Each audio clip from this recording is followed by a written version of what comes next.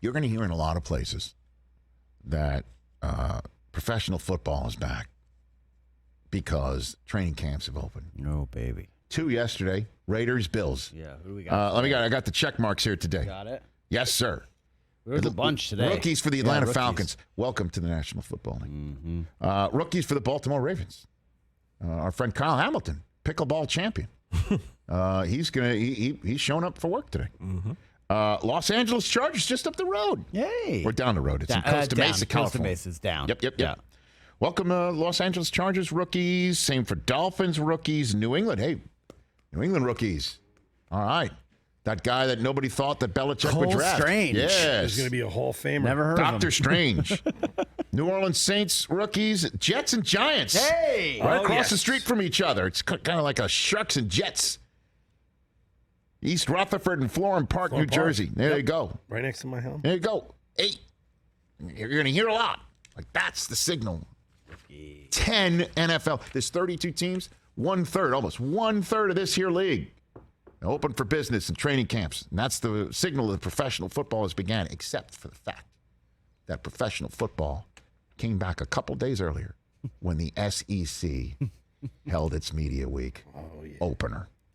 Professional football, pay no attention to those books and teachers and dirty looks or whatever that old school phrase used to be. No more teachers. No more books. I don't think no more that's dirt. I don't know. Somebody looking at you dirty. Hot for teacher. I don't know. That's a different. A tan. My Angels, a centerfold. Oh, wait. No more It's pencils, no more books, attention. no more teachers. Dirty. Pay no attention. I made a Varsity Blues School presidents and pass, fail, and classes and curriculum. Nuh-uh. Professional football has arrived at the collegiate level, folks.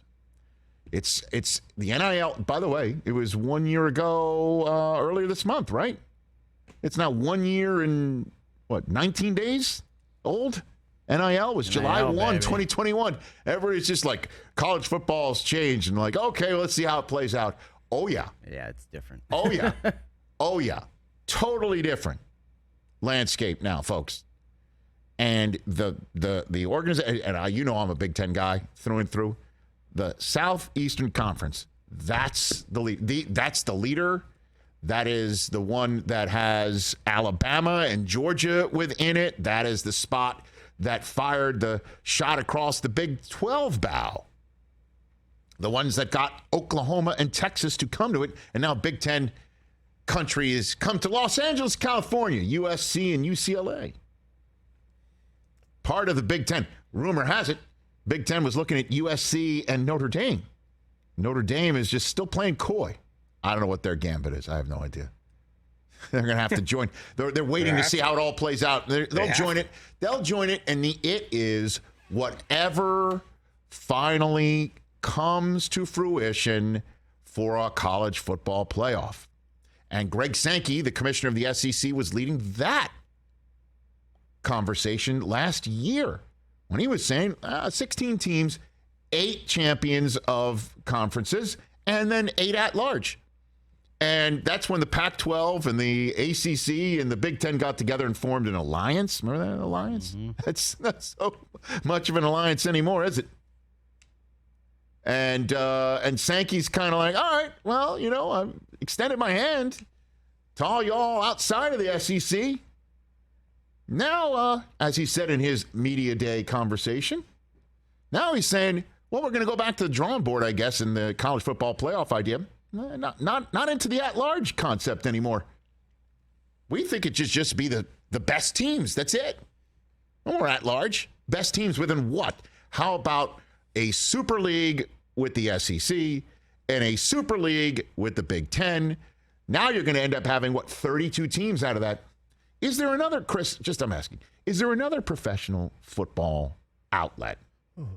An organization that plays football and pays its players that has 32 teams within it? Oh. I can't think. I'm racking my brain. So all of that is now the backdrop. All of that's now the backdrop for what happens next. Well, we know it's a 2022 playing season. That's what happens next.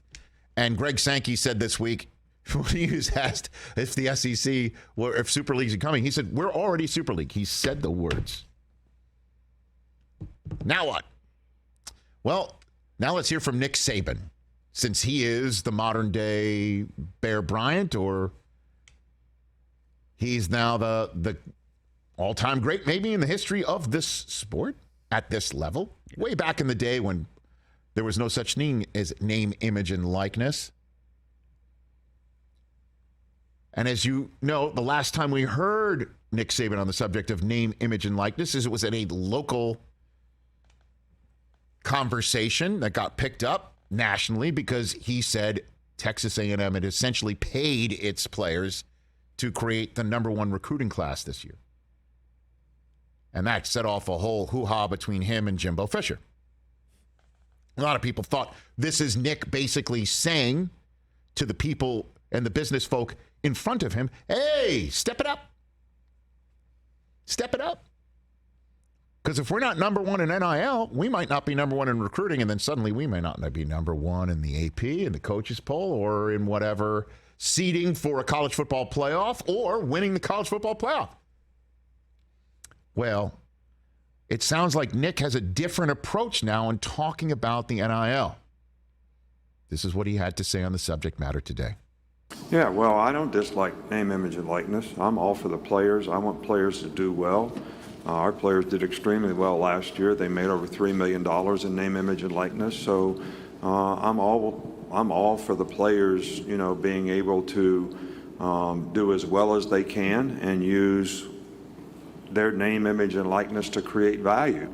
The biggest concern is, how does this impact and affect recruiting? Because on the recruiting trail right now, there's a lot of people using this as inducements to go to their school by making promises as to whether they may or may not be able to keep in terms of what players are doing. And I think that that is what can create a competitive balance issue between the haves and the have-nots.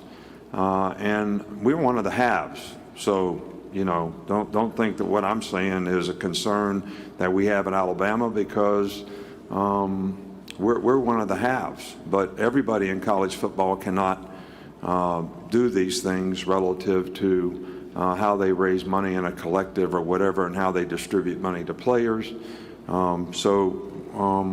Those are the concerns that I have in terms of, how do we place guidelines around this so that we can maintain a competitive balance. I love it. It's gone from, I love it. I love this guy, man.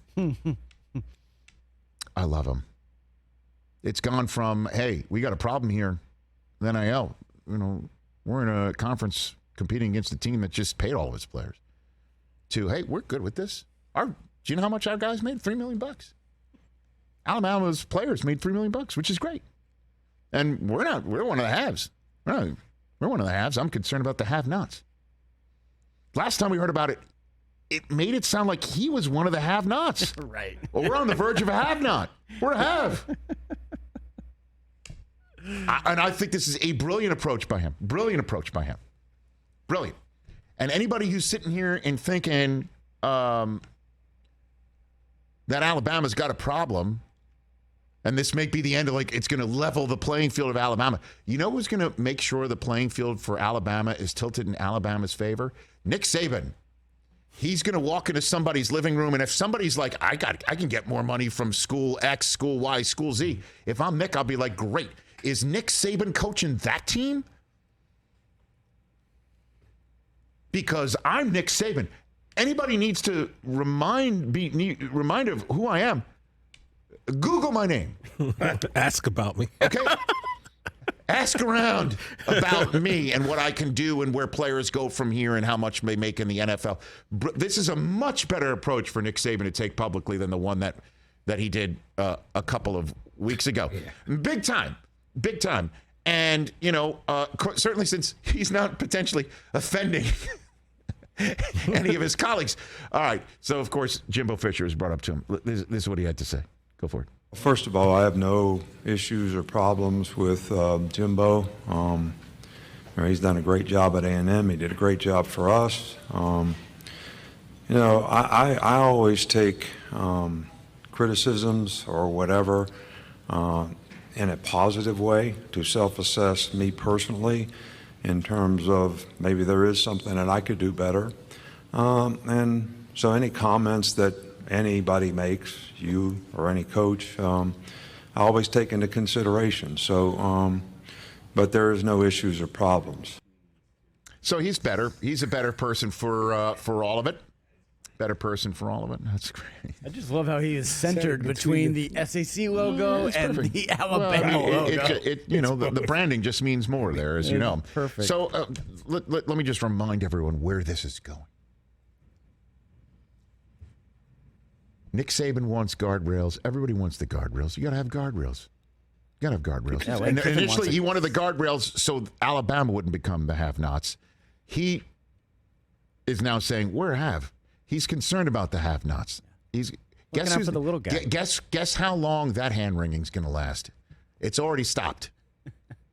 Because what's going to happen is the guardrails that Nick wants and that everyone else wants. You're hearing Lane Kiffin talking about there should be a salary cap, right? Again, this is professional football.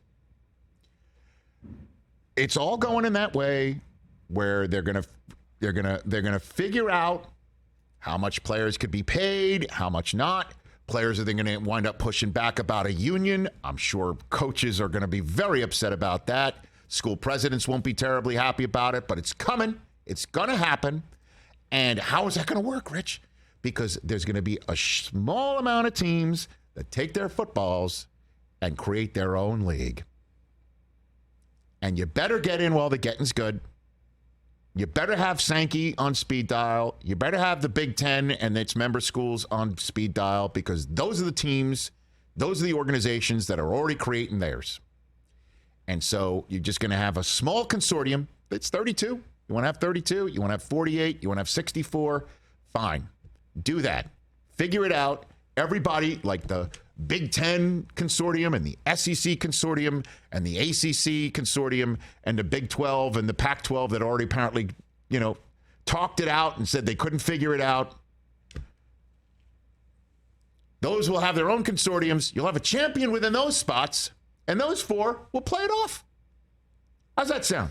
That's just one idea just off the top of my head. And then within those consortiums, you're going to have name, image, and likeness rules. And that's how they're going to be. And the NCAA is going to be like, well, what about us? And they'll be like, who new phone, who dis? This is the way it's going. Telling you all, this is the way it's going. And I think, by the way, Nick, whoever you sat down with, whoever Alabama sat down with Nick, brilliant new approach on the NIL. Brilliant. You know how much money my guys made? A lot of money. We're Alabama. I'm Nick Saban. We're a have. So we're good. Great approach. No more talking about anybody else or what they're doing, other places are incentivizing players to come as an inducement. That's not supposed to be the case, but we're a have. So we're good. That's the handling it. We're not talking about sliced bread and Jimbo Fisher coming out with guns blazing. Say hello to my little friend press conferences. Take it easy, okay? That's so wild. Can you believe that happened? That happened. No.